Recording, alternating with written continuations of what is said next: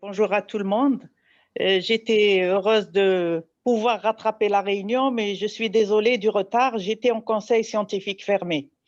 Donc, j'ai pris le train en marche, mais j'ai assisté à l'exposé, je dirais, ce paysage, ce voyage en plein un milieu oasien dans la région de Timimoun qui a été présenté. Et ensuite, j'ai écouté avec beaucoup d'attention les intervenants, à commencer par Monsieur le ministre, qui a fait, à mon sens, une synthèse qui dit tout par rapport au milieu oisien. Bien sûr, ça a été suivi par d'autres collègues, dont Monsieur Bessaoud, sur lequel vraiment j'étais ravie de l'écouter et j'ai beaucoup utilisé ces documents et ces rapports et ces publis sur l'agriculture algérienne. Voilà. Maintenant, pour revenir à l'Oasis, moi, je pense que elle est aujourd'hui, elle est comme elle est, mais elle persiste. Elle nous tient tête malgré qu'on ne lui ait pas accordé tout l'intérêt et toute l'importance. Mais je pense qu'aujourd'hui, elle fait face à deux défis. Moi, j'ai toujours dit l'Oasis est face à un double défi. D'abord, le défi écologique. Étant natif de ces milieux, j'ai vu quand même depuis au moins, je dirais, 30 ans ou 25 ans minimum où je fais du terrain dans ces milieux où je suis né. Aujourd'hui, les oasis, la plupart d'entre elles souffrent déjà sur le plan de l'assainissement, du drainage, par rapport au problème de salinité. Il y a aussi le vieillissement des anciens vergers. Il y a aussi les maladies qui surviennent par moment, comme le Bofarois, comme le Bayou dans le sud-ouest. Il y a aussi les défis, à mon avis, socio-économiques. Aujourd'hui, les Oasiens qui vivaient de leur palmeraie, aujourd'hui, ils n'y arrivent plus. Et quand je parle des gens qui n'y arrivent plus, je ne parle pas des gros exploitants. Je parle de la majeure partie des Oasiens qui ont des petites exploitations, je dirais presque par héritage, et qui ont toujours vécu avec ça. Aujourd'hui, ils n'y arrivent plus. Et à mon sens, s'ils le faisaient avant, parce que le nombre des habitants oasiens était, je dirais, beaucoup plus faible, et en plus, le niveau de vie était différent. Aujourd'hui, la demande est beaucoup plus importante, elle est différente. Et ce qui m'amène à dire qu'on ne peut pas se contenter de l'exploitation des savoir-faire traditionnels sans les inclure dans des chaînes industrielles.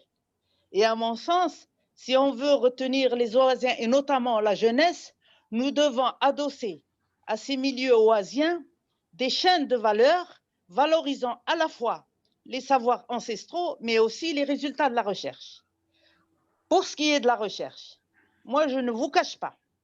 Moi-même, j'ai dirigé pendant un certain nombre d'années le centre de recherche sur les régions arides.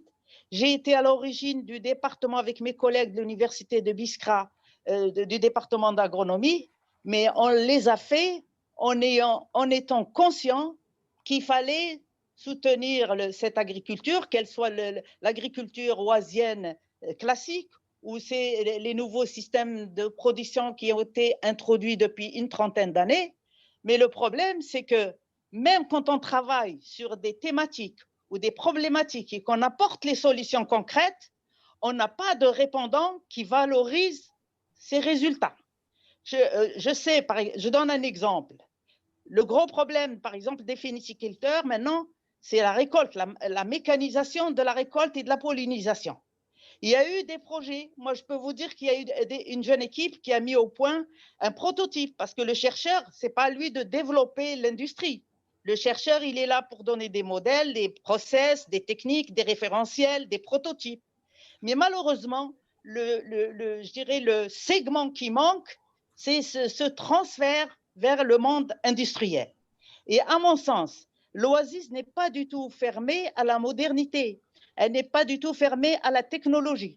Je pense qu'on peut lui adosser à la fois savoir ancestral qui doit être développé de façon industrielle. Il y a eu même des travaux de chercheurs universitaires algériens qui ont travaillé sur des pratiques ancestrales pour les valoriser industriellement. Il en est de même pour les nouvelles innovations. Je donne un exemple. Il y a quelqu'un tout à l'heure je crois que c'était Monsieur le ministre, qui a parlé beaucoup de l'agroécologie. Moi, je ne vous le cache pas. Moi, personnellement, dès que j'ai vu qu'on était vraiment en face je dirais, d'un besoin d'extension des superficies agricoles en milieu saharien, on s'est tout de suite intéressé à l'amélioration de la fertilité des sols. Et on s'est dit, pourquoi pas ne pas valoriser les sous-produits de ces oasis elles-mêmes. Et on a un double résultat. À la fois, nous développons un biofertilisant et en plus, c'est la voie aussi pour assainir nos palmeraies qui manquent de main-d'œuvre, qui se trouvent aussi en manque pour le nettoyage, la taille et toutes les opérations qui doivent suivre les récoltes. Mais malheureusement, à chaque résultat, même des résultats brevetés, des résultats qui ont été exposés dans des salons, il nous est arrivé d'avoir même des demandes de nos produits de l'étranger, mais on ne nous les demande pas sur le territoire national. Il y a une aberration. Et moi, je pense qu'aujourd'hui, l'Algérie, elle est dans un tournant où elle doit, à mon avis, je ne sais pas quel mot utiliser, elle doit réparer ces lacunes pour essayer de faire avancer la machine agricole ou la machine agro-industrielle d'une façon économique, d'une façon intelligente et surtout durable sur tous les plans. Moi, je pense que, d'ailleurs, j'étais vraiment heureuse d'écouter les intervenants, et en particulier la synthèse qu'a fait Monsieur le ministre. Elle dit tout. Le fait qu'ils disent on peut faire de l'extensif et de l'intensif selon le modèle oasien. Moi, je suis convaincue de ça depuis des années.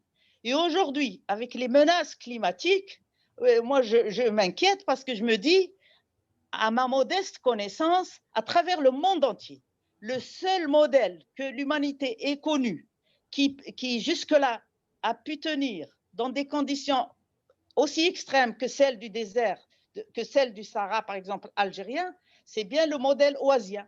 Et le modèle oasien, à la différence de ce que pensent beaucoup de gens, y compris des scientifiques, ce n'est pas un système agricole, c'est un mode de vie, c'est un lieu de vie. Donc, c'est un lieu de vie qui a besoin d'avoir tous ces segments en bonne coordination et en bonne harmonie pour pouvoir perdurer. Et c'est dans ce sens-là qu'à l'avenir, à mon avis, surtout pour les régions sahariennes, si on veut développer des lieux de vie qui attirent des Algériens pour peupler ces territoires, pour créer de la richesse, pour diminuer le chômage des jeunes, il faut aller dans ce sens de développement et je pense que ça peut apporter ses fruits, je dirais, à moyen terme. Mais le tout, c'est de faire les choses intelligemment et selon les bases du développement durable. Il y a quelqu'un tout à l'heure, je crois que c'est M. Baïs, qui est intervenu sur la réutilisation des eaux. Il a tout à fait raison. Moi, je suis natif de l'Ouadrir. Le canal de l'Ouadrir déverse et draine des quantités immenses d'eau et on peut les utiliser, mais à condition intelligemment. Parce qu'on ne peut pas aussi utiliser des eaux qui sont à plus de 20 grammes par litre, parce que l'Ouadrir, la plupart des eaux qui sont utilisées sont entre 4 et 5 grammes par litre. Donc, il faut aussi comprendre, aller chercher le modèle et les espèces, les techniques d'irrigation qui peuvent marcher avec de tels degrés de salinité. C'est vrai que pour l'Algérie, qui est caractérisée par le stress hydrique, c'est une voie à ne pas négliger. Les eaux usées partout sur le territoire national, si aujourd'hui on dispose de technologies, même les chercheurs algériens travaillent beaucoup dessus pour la réutilisation, mais il faut que ça soit bien étalé dans nos programmes, dans nos stratégies de développement, que les lignes directrices de notre stratégie de développement soient claires et soient affichées aux yeux de tout le monde. Et qu'il n'y ait pas à chaque fois des tentations nouvelles, qu'on trace, je dirais, un planning de développement court, moyen et long terme, mais avec des indicateurs, des éléments de mesure, je dirais, fiables, vérifiables. Et par exemple, tous les nouveaux périmètres qui sont créés au Sahara, la moindre des choses à faire, c'est de confier à des équipes de scientifiques qui font du terrain, des scientifiques chevronnés, qui peuvent suivre ces périmètres et qui peuvent nous renseigner et qui peuvent nous alerter au moment opportun. Il ne faut pas qu'on attende que la ressource hydrique soit gaspillée, que les sols soient salinisés et rendus stériles, qu'on puisse après dire « Ah, on aurait dû faire ça, on aurait dû faire ça ». Moi, je pense qu'il y a des choses à faire, on peut les faire, mais le tout, c'est de mettre, je dirais, les voies et les moyens. Je m'excuse si j'ai pris longtemps la parole, mais ce qui a été dit aujourd'hui par rapport en tout cas au milieu oasien me rassure, comme a dit M. Bessaoud, mais il faut vraiment que nos décideurs aussi donnent le feu vert dans cette voie. Voilà.